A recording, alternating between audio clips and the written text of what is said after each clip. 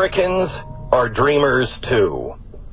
This was one of the best speeches I have heard a president give in a long, long time.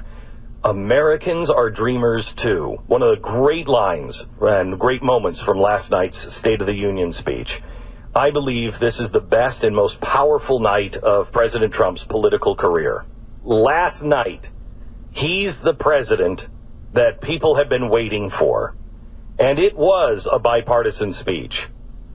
It's not every day that a political event can move you to tears. And I absolutely hate. And you know what? We have little Sally Muckerfudge sitting up there and she did this and yay. Last night had powerful moment after powerful moment after powerful moment. 3 times last night, rather than going to hellfire and brimstone, and following the path of Steve Bannon, the president breathed humanity into our political issues through 3 powerful stories. A family that had lost 2 daughters to the MS-13 gang violence. They stood while the president was telling their story, and you could feel their pain. The parents of Otto Warmbier, the guy that was taken in North Korea and brutally beaten. Those parents stood sobbing while the entire building erupted in applause. And a North Korean defector stood and triumphantly raised his crutches as the emotion swelled. Last night was powerful. Maybe the most effective thing to happen for Republicans, and it didn't have anything to do with what the president said, was what the Democrats did. The Democrats, this was not just a good night for the president, and I believe a good night for the country. This was a really bad night for the Democrats. Did they not know that the entire country was watching them as they sat and refused to applaud even the entrance of Melania Trump?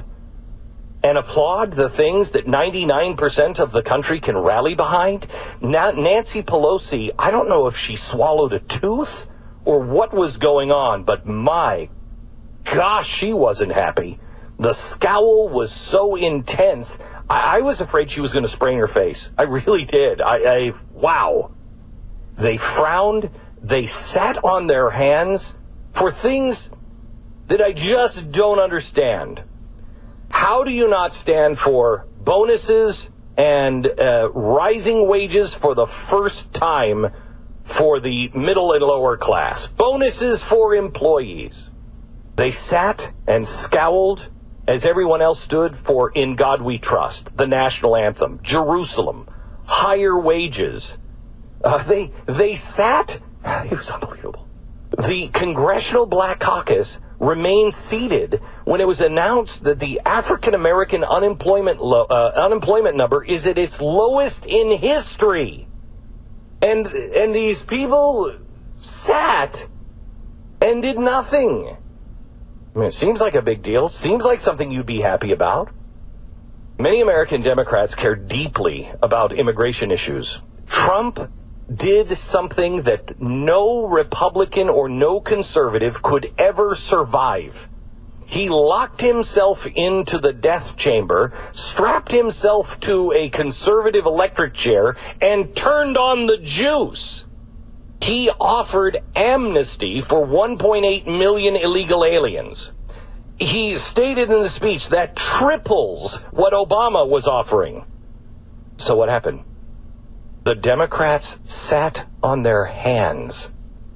This wasn't a big win? This wasn't a big outreach? Nancy Pelosi, I was now afraid it wasn't going to be a sprain. She was going to break her face. At one point, Luis Gutierrez stood up and stormed out of the room. I think it's because people were chanting USA, USA, and that offended him. A congressman is offended by USA, USA. I don't know if they had to have special classes for the Democrats, some sort of a hold me tank, because the flag was behind the president the whole time. They seem to not really, they need to be coddled a little bit. Here's the truth. The Democrats aren't happy with Trump's amnesty because they're not the ones delivering it. They don't care about these people. They care about the votes. They care about the divisiveness of the issue. And I'm not just making this about Democrats. There's many Republicans that do exactly the same thing. They need this to be a political football. They're concerned mainly about protecting their political racket. Both sides do this, but last night I couldn't believe it. If there was ever an opportunity to at least appear to be bipartisan, last night was it. Wittingly or not, the Democrats showed the country who they really are. And it is going to hurt them in the heartland. So, Democrats, by all means, keep sitting down.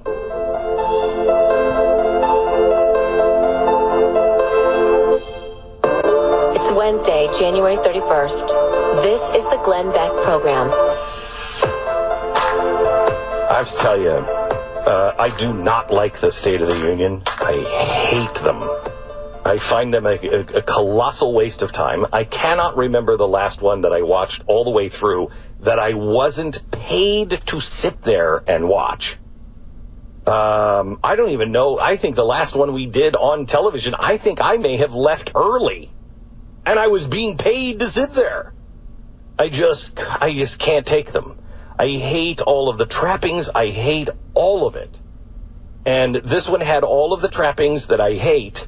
You know, the long, the long applause lines. Mr. Speaker, the President of the United States. 5 minutes of applause. Then the Speaker stands up. I'm proud to announce the President of the United States. 5 minutes of applause. I got it. Let the guy talk. I hate long speeches. I really, really have a hard time with speeches read on a teleprompter by somebody who can't read on a teleprompter. With all of that being said, that was one of the best speeches I have seen a president give in a long time. He was the best I've ever seen him. He actually connected with much of what he was talking about emotionally, which I don't think I've ever seen before. It was one of the best written speeches I have seen in a long time. And it was true. It was true. It was true to the American values. And I say that with a little bit of blindness today from staring directly into the... How much did he recommend we spend? Looks like about... don't look directly at it. 2.7 trillion yeah, you in might new go spending. blind. 2.7 trillion. And amnesty. Amnesty. The citizenship, too, which is further than that. This is beyond the DACA debate now. Yeah. We're at amnesty. We're at amnesty and path to citizenship. And the Democrats didn't respond. Oh, no, they did respond. They did respond. Negatively somehow. Negatively. They're getting more than they've ever had from anyone, including McCain and Graham and Jeb Bush and all of those people. And I'm gonna take on the big pharmaceutical company and make drugs cheaper in the United States. Not something that's conservative. Nothing. No, they don't care. Nothing. I mean, they're never going to get it. And that's of course, unbelievable. Part of the ridiculousness of the event as a whole. But again, you can't imagine that going better for Donald Trump than it did. I have to tell you, there were times that this is the first time that I have seen anger, outrage on a mass scale. I mean, with Obama, there were a lot of people that were really, you lie. There were people that were really upset. Mm-hmm. But not like this. Not like this. I have not... Have you ever heard of a congressman walking out of the speech? No, I don't think I have. I've never heard of that. I don't know what happened to the Congressional Black Caucus, but holy cow, I mean, their reaction was almost like you were sitting with, the Black Panthers. I mean, they were pissed. They were pissed. And it didn't matter. How do you not stand for, I don't care who did it. I don't even give the entirety of this economy at this point. Donald Trump, do not base your success on the stock market. Please, do not. base your success. No president can control that. I know that, and when it goes bad, if you have spent your whole first year and a half saying, look at the stock market, when it collapses, you're in trouble. Don't do that. But anyway, there's a lot of things that he did that have created jobs. And it's not bogus jobs. It's not like, and we're going to build a bridge. Well, that's not a real job. That's a job for right now until the bridge is done. Once the government money dries up, it's over. A real job is a third party that is actually a business that is building and making something of value that will go on for a long time. That's a real job. The other is like a part-time job. It's a temporary job. This guy created jobs. The unemployment rate for African Americans is now at its lowest point in recorded history. You got to clap for that. How do you not clap for that? I mean, I don't care who. I don't care again, who I think you can. Many of the organizations have made these points that this recovery started before Trump was president, and blah blah blah blah blah. You can use that if you want. You can make it so it's about your guy more than the other guy. But how do you not clap for the fact that this has happened? And it's a wonderful thing. It's a wonderful thing no matter who's responsible for it. You can go on TV and you can make your arguments about how this is actually Obama's doing if you want. But how do you not say, in the end, that the result is a positive? It's a positive. It's the best it's ever